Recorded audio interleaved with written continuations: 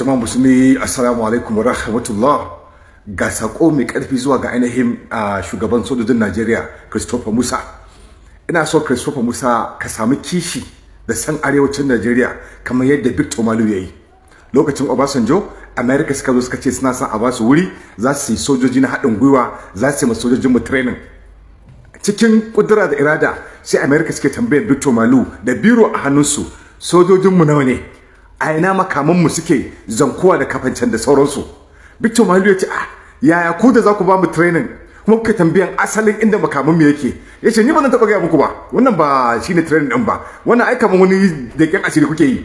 Yake ba da umarnin a gaya musu adadin makaman mu da inda suke. Dandanan Obasanjo, Victor Malu ya ce ya ritaya. Bayan ya ritaya din, Obasanjo ya tura garin su Zaki Biyom, aka kashe kowa a garin, kakab garin, aka ware tsofaffi da yara ƙanana aka kashe duk 'yan garin. Saboda haka yana nan a raye ba san ko ya mutu ba. Nake so kai kishi. Ana neman a samu wuri Faransa har gobe da Amurka wannan ka gane.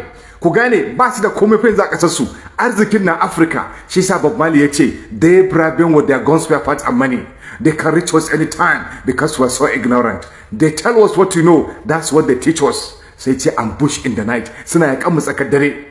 Duk duniya ba abin da zaka nema ka rasa a Najeriya. Katako, kananzir, fetur, gwal, zinari, gyada, acca, komai akwai, amma ba mu san amfanin sa ba.